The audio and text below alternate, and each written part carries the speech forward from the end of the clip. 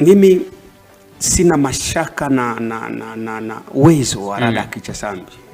Uwezo wake wa kucheza mpira sina mashaka, kwa sababu ni kijana ambaye ana kariba ya kuwa the most talented young player tuliyenaye kwenye ligi yetu ya Tanzania.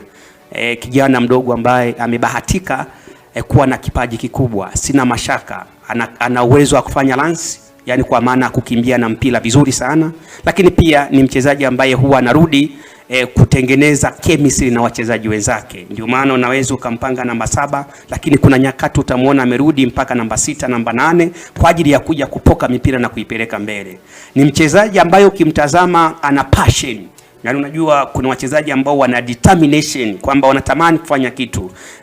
Ukimwangalia brain yake bado unamuona ana passion ya kufanya vizuri kwenye ligi Tanzania bara. Lakini nikimtazama kwenye football psychology, yani ile saikolojia yake kichwani, namuona ni mtu ambaye anaamini kwamba ni hero. Ni mtu ambaye ni shujaa. Yani ana uwezo wa kufanya jambo likawa kubwa. Yani ukimwangalia kwenye brain yake Radak Chasambi ni kijana mdogo ambaye ana wazama kubwa kwenye football ya nchi hii, kwa sababu ya namna anavyo perform, na muda mchache ukiona anapewa nafasi huwa anajituma sana. Yani determination yake, level ya determination yake, nazungumzia consciousness na awareness, level yake ya kujitambua hasa anapokuwa ndani ya uwanja ni kubwa sana, ili kuhakikisha kwamba anatimiza vision, anatimiza mission ambayo yeye mwenyewe yuko nayo, lakini pia anafanya accomplishment ya vision ya taasisi husika ili timu ya Simba iweze kupata matokeo. Sasa swali linakuja, kwa nini amekuwa hapati nafasi mara kwa mara hata kwenye kombe la CRDB? Kwa sasa hata tu nafasi ya kupewa mpaka akawa na takwimu hizo ambazo nimetoka kuzicheza. Kwa nini amekuwa hapati nafasi?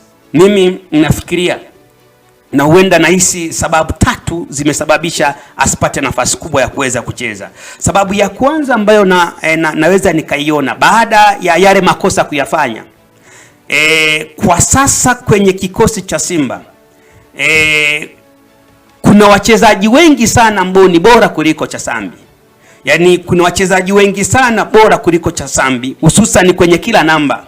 Yani kwenye namba ukitoa golini ambako yuko Jibo Tanja Kasari, lakini ukienda eneo la namba 2 kwa Kameta Duchu pamoja na Shomari Kapombe, ukija kwa kina Mligo kule yuko bwana mdogo mwingine ameingia kwenye kikosi, mtoto wa maajabu anaitwa hivyo. Kwenye kila namba kuna wachezaji wawili ambao ni bora zaidi ya Chasambi, wana quality, klasi yao ni kubwa. Manake nini? Ukiwatoa wachezaji 24 kwenye kikosi cha Simba ambao wanaanza na kukaa substitution, wale daraja lao ni bora zaidi ya Chasambi, ambalo sasa limewapelekea walimu kutengeneza mpango mkakati wa kuanza na wachezaji wazuri ambao watafanya timu ifanye vizuri. Hii walimu wengi sana wanazungumza. Ametoka kuzungumza juzi tu hapa kocha wa South Africa. Aliwahi kumuita mtu ambao taifa zima lilikataa. Yani lilikataa, kwa nini unamuita mchezaji ambaye level yake ya performance ni ndogo?